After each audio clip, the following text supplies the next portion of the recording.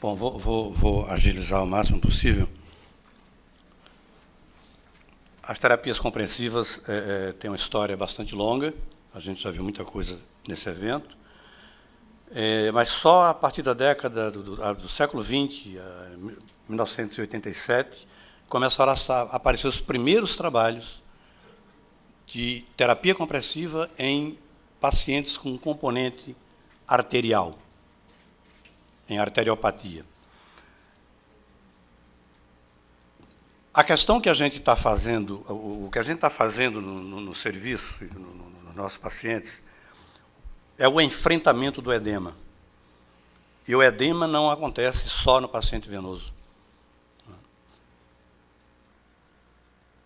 O edema, ele é a acumulação de fluido no espaço intersticial, não é uma doença, é apenas a manifestação de uma função fisiológica alterada. O edema intersticial, ele prejudica a cicatrização. Na medida em que ele altera a diapedese, que é aquela a migração de elementos de defesa do espaço intravascular para o interstício, né?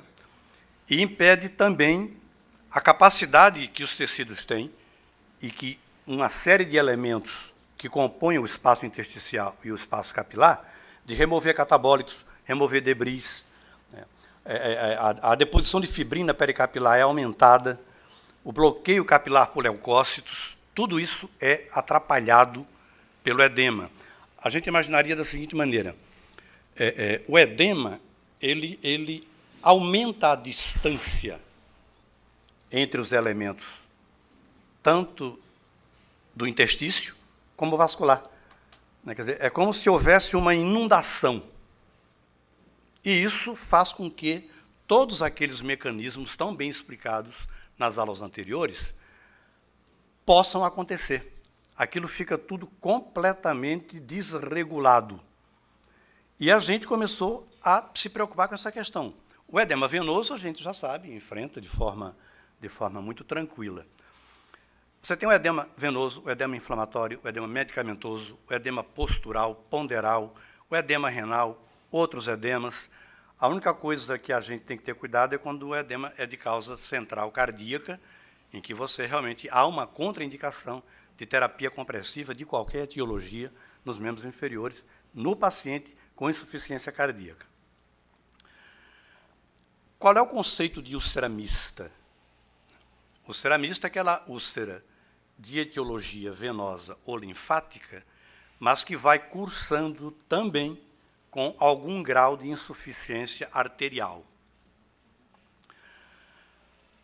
O Doppler tem sido a arma mais importante que nós estamos usando para esses pacientes que não têm úlcera venosa, a etiologia não é venosa ou não é só puramente venosa. Então, o Doppler é a arma que a gente está usando para selecionar qual paciente que tem um edema de causa não venosa e desenvolve uma úlcera com algum tipo de componente arterial. O santo graal dessa história é o índice de pressão tornozelo-braço, ou o índice tornozelo-braço, ou como os americanos chamam de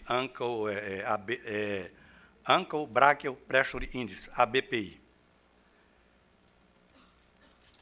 Neste eixo, nós temos as pressões em milímetro de mercúrio. Neste outro, nós temos o índice tornozelo-braço.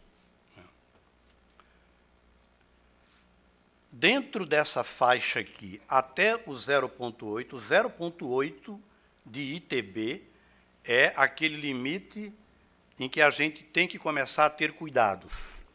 Nessa faixa aqui, a gente tem sinal verde, sem nenhum problema com relação à compressão.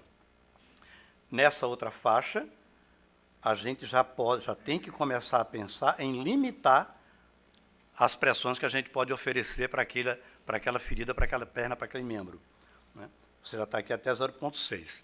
E Na medida em que esse índice de pressão tornozelo-braço vai diminuindo, vai ficando proibitivo, porque você se aproxima você aumenta o risco dessa compressão e você se aproxima para aquelas possibilidades de ter problema com aquela compressão nesse tipo de paciente. Essa zona aqui é a zona que eu chamo de zona altamente proibitiva. Um paciente com um ITB abaixo de 6. Né? Não há relato de úlcera arterial em paciente com um ITB acima de 6. Não há. Se o paciente tem um ITB 6, 7 ou 8 e tem uma úlcera, pode até haver um componente arterial. É uma úlcera mista, mas uma úlcera pura, por doença isquêmica arterial, ela só vai acontecer quando esse índice cai de 5 para baixo. É recomendável, óbvio, para essa abordagem de compressão nos pacientes com componente isquêmico arterial, é muito recomendável a avaliação de um especialista para você não correr no risco de problemas posteriores. Eu estava percebendo que a aula foi trocada, entendeu? Quando eu comecei.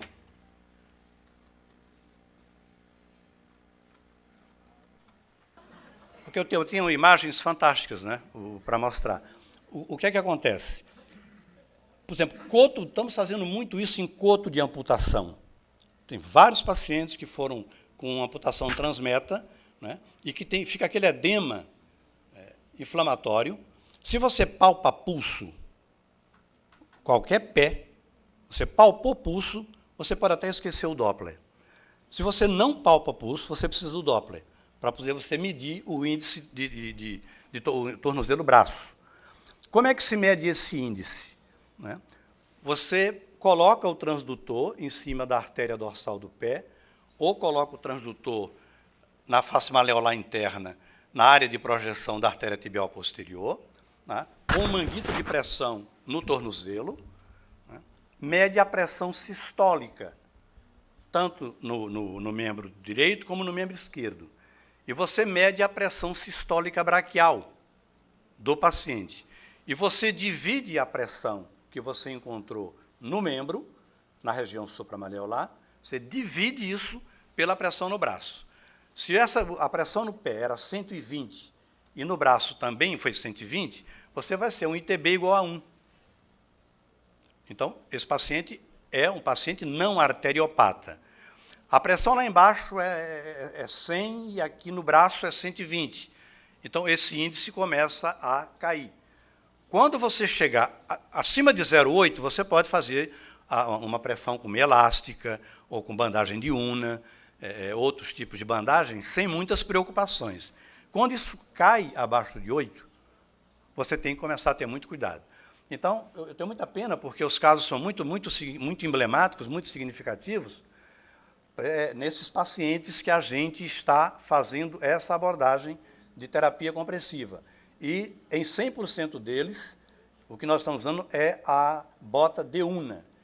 E, sem nenhum interesse comercial, sem nenhum conflito de interesse, a bota que nós elegemos para aplicação nesses pacientes é a bota chamada de Varisex. Parece nome de camisinha, mas não é não. Tá? A bota Varisex. A bota Varisex, ela tem uma discreta elasticidade, eu nem diria elasticidade, uma discreta extensibilidade longitudinal e também um pouquinho transversal. Então, é uma bota que ela se amolda sobre a pele. Aquele paciente que tem joanete ou que tem deformação de calcânio, ela se amolda muito bem. Então, é uma bota que, para aquelas botas muito rígidas, duras, que parece realmente um pedaço de pano, eu não aconselho a usar nesse tipo de paciente. Né? Pode ser usada, mas com muito cuidado. A gente elegeu esse tipo de bota. Então, é uma abordagem nova. Provavelmente teremos mais coisa a falar em um próximo evento. Né? E eu peço desculpa por não ter aqui a aula completa. Lamento muito. E queria que o doutor Francisco, então, se encarregasse do encerramento do nosso evento.